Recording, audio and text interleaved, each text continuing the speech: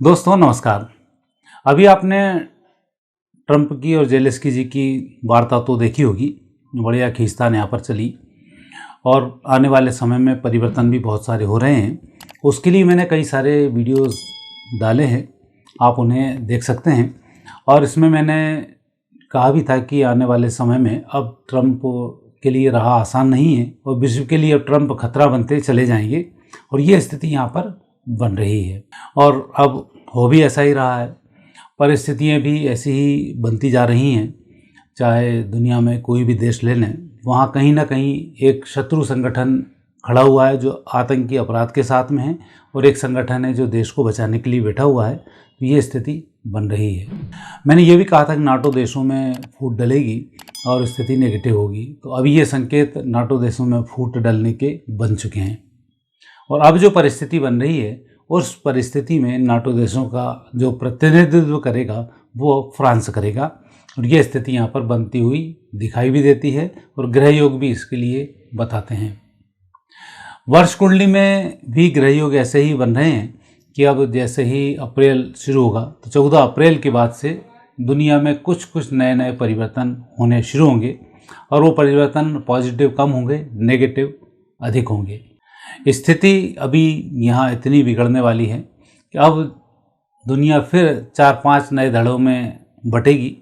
America एक होगा जो अपनी व्यवस्थाओं को करेगा और कुल मिलाकर युद्ध में अमेरिका एक अपनी भूमिका निभाएगा। जैसे माला में धागा होता है वैसे अमेरिका इस काम में आगे बढ़ने वाला है। दूसरा यूरोपीय देश होंगे जिसमें फ्रांस अग्रणी होगा और फ्रांस के नेतृत्व में यूरोपीय देश बढ़ना शुरू होंगे। तीसरा रसिया होगा जो अपने आप से एक नेगेटिव स्थिति को प्राप्त करेगा। फिर लास्ट में जाके परमाणु युद्ध वगैरह की शुरुआत होगी, तब वो फिर पॉजिटिव होना वहाँ पर शुरू होगा। उसमें यूरोपीय देशों के लिए बहुत ज़्यादा नुकसान होगा। एक स्थिति फिर बनेगी इन खलीफाओं का, जो खलीफा बनने वाला है वो आएगा टर्की, जो उत्तर पूर्वी देशों का नेतृत्व करके उसके लिए काम करेगा और वो चीन का गुलाम होगा और चीन के समस्त उत्तर पूर्वी देश जो गुलामी कर रहे हैं वो सब एकत्रित होना शुरू होंगे और इधर से होगा चीन। और भारत की आप बात मत करना क्योंकि हम तो चुपचाप रहेंगे और आखिरी में जब युद्ध थोपा जाएगा तब हम इस युद्ध में शामिल होंगे। अभी अमेरिका का जो विवाद हुआ है उस विवाद में अमेरिका यूरोप से थोड़ा सा बाहर जा रहा है और ये प्री प्लान है। मतलब ऐसा नहीं है कि जेलेंस्की को तो ठसाई उसने कर दी, लेकिन ये एक प्री प्लान का हिस्सा है कि अमेरिका का अब जो रुख है वो उत्तरी पूर्वी देश इराक को कब्जे में करने का है और फिर इसके थ्रू वो चीन पर नकेल कसना शुरू करेगा। ताइवान का उसे सपोर्ट मुख्य रूप से करना है क्योंकि ताइवान, अफ़गानिस्तान, इराक, ईरान ये उसके हाथ से नहीं जाना चाहिए, तो उसकी वो प्लानिंग में लगा हुआ है। तो अब जो उसके हथियार हैं वो इन सब के काम आएंगे और इजराइल के माध्यम से इन सब पर वो विजयश्री की प्राप्ति करेगा और इन सब की कमरों को बुरी तरह से तोड़ देगा। तो ये स्थिति तो अब ग्रहियों को बता रहे हैं। यदि हम देखते हैं विश्व कुंडली, इस विश्व कुंडली में जो राहु और गुरु का अंतर चल रहा है ये मार्च 2026 तक चलेगा और इसके बाद से शनि, राहु में शनि आएगा। तो विश्व कुंडली में जो त्राहिमाम मचेगी वो मचेगी मार्च 2026 के बाद और जनवरी 2029 तक। इस बीच में जो मैं बोल रहा हूँ ये सब चीज़ें घटित होना बिल्कुल स्पष्ट रूप से शुरू हो जाएंगी और दुनिया एक नए स्वरूप में जो विध्वंसात्मक होगा, विकराल रूप होगा, उसमें आप बदलती हुई इसको देखेंगे। क्योंकि विश्व कुंडली के जो विशेष ग्रह हैं राहु, शनि द्वितीय स्थान पर साथ साथ हैं, कुटुंब कलह कराकर कुटुंब को नष्ट करने का काम करते हैं। तो पूरी दुनिया वसुधैव कुटुंबकम की बात करें तो पूरी दुनिया कुटुंब है जिसमें कलह होगी और उस कलह में सभी लोग आपस में लड़ कर नष्ट होंगे। ये स्थिति यहाँ पर बनती है। अब दूसरी स्थिति देखते हैं रूस की, क्योंकि अब जो नया चक्रव्यूह रचा हुआ है यूरोप वर्सेस रूस है और अभी तक तो अमेरिका अपने प्लान के अनुसार, अपनी नई योजनाओं के अनुसार इस युद्ध को 2-3 साल तक चलाता रहा। अब स्थिति आई, अमेरिका को समझ में आ गया कि जो प्लान वो कर रहा है उस प्लान में उसको नुकसान ज़्यादा है और अमेरिका पर कहीं युद्ध थोपा गया या अमेरिका की योजनाओं में कोई खलल पहुंचा तो अमेरिका वहाँ मदद नहीं कर पाएगा। तो ऐसे समय में फिर निर्णय इनका बदला है ट्रंप का, और उन्होंने यूरोप को अपने भरोसे छोड़ दिया। खुद अब नई तैयारी में लगा हुआ है, और जो उसकी नई तैयारी हैं उसकी चर्चा मैंने भी आपसे की कि वो उत्तर पूर्वी जितने मुस्लिम कंट्रीज़ हैं इनमें से बहुत सारों को हथियाने की कोशिश करेगा। साथ ही चीन पर भी उसका नकेल कसनी है, और उसका प्रिय दोस्त जो अमेरिका की दम पर ही चीन से टकराने की अभी कोशिश कर रहा है, ताइवान, उसके लिए भी वो तैयारी करके रखेगा। तो ये स्थिति अब अमेरिका की उसकी कुंडली के अनुसार बनती है। अब देखते हैं रूस की कुंडली, रूस क्या कहता है। रूस का कर्क लग्न है, गुरु द्वितीय स्थान पर है, शुक्र चतुर्थ भाव में, सूर्य मंगल बुध पंचम भाव में, चंद्र राहु छठे स्थान पर, शनि सप्तम भाव में, और केतु है यहाँ पर द्वादश स्थान पर। और रूस अभी 2024 से 2027 तक ये राहु के अंतर्गत चल रहा है। तो जो भी कूटनीतिक उसे करना थी, जो भी कुछ नेगेटिव करना था, वो राहु उससे करवा के रहेगा। स्थिति जब युद्ध हो, खेल हो, तब ऐसी होती है जो व्यक्ति बेईमानी करता है वो हार जाता है।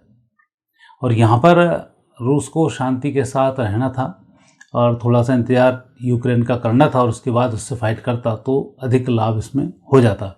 लेकिन समय से पहले उसने युद्ध थोपा, और आर्मेनिया का साथ उसने उस समय में नहीं दिया, क्योंकि आर्मेनिया उसके अंडर में आई हुई कंट्री थी और आर्मेनिया को बड़ा भरोसा था रूस के ऊपर, इसलिए उसने अपने हथियार भी तैयार नहीं कराए। तो वहाँ पर इसने आर्मेनिया के साथ गद्दारी की और यूक्रेन युद्ध में ये एंट्री कर गया। तो एक तो आर्थिक रूप से दिख बन ही रहा हो कि मरता क्या ना करता वाली बात है। अब तो स्थिति रूस की भी बहुत बेहतर नहीं है, और जब यूक्रेन इन पर युद्ध थोपना शुरू करेगा और यूरोप पूरा जब इनके खिलाफ लड़ना शुरू करेगा, तो बहुत लंबा नुकसान रूस को अब होने वाला है। और ये राहु जो चला है, ये राहु संकेत ही ये दे रहा है कि रूस को लंबा नुकसान होगा। सितंबर 24 से इसकी शुरुआत हो चुकी है, और सितंबर 24 से ही लगातार ये यूरोप को धमकियां भी दे रहा है।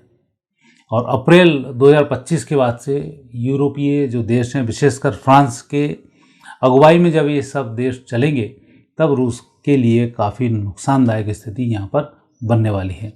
तो अब आने वाला 2025 और 2026 यह समय रूस के लिए बहुत बेहतर नहीं है। अब रूस को जो भी कमाल करना होगा वो 26 के बाद करेगा, और विशेष रूप से ये होगा मई जून 2026 के बाद, जब पूरी दुनिया लगभग विश्व युद्ध में एंट्री कर चुकी होगी, किसी न किसी रूप से जाके पहुंच चुके होंगे। चीन भी उतावलापन दिखा रहा होगा। हालांकि चीन का स्वभाव तो लोमड़ी की तरह है, जब दो लड़ते हैं कोई मरता है तो सियार को उसको मांस को खाना चीन की आदत है, इसलिए थोड़ा सा इंतजार करेगा। लेकिन अमेरिका की जो चाल है वो ठीक नहीं है, उसमें चीन जरूर फंसेगा और स्थिति उसकी भी नेगेटिव हो जाएगी। यूरोपियन स्थिति की देखते हैं तो यूरोप की जो कुंडली है उसमें मकर लग्न है, राहु द्वितीय स्थान पर है, बुध गुरु पंचम भाव में, सूर्य शुक्र छठे स्थान पर, मंगल सप्तम भाव में, केतु अष्टम भाव में, चंद्रमा एकादश स्थान पर, शनि है द्वादश स्थान पर। और यहाँ शुक्र की महादशा 2013 से 2033 तक चल रही है। सितंबर 23 से मई 26 तक शुक्र में गुरु रहेगा, और मई 26 के बाद से शनि शुरू होगा। और यहाँ यूरोप की कुंडली में शनि मार्केश बन रहा है, तो अभी जितनी भी ये दम मारेंगे रूस के खिलाफ वो मारेंगे मई 2026 तक। और मई 2026 के बाद फिर मरता क्या ना करता, रूस के पास फिर कुछ नहीं बचेगा सिर्फ एटॉमिक वार शुरू करने के या विध्वंसक वार शुरू करने के।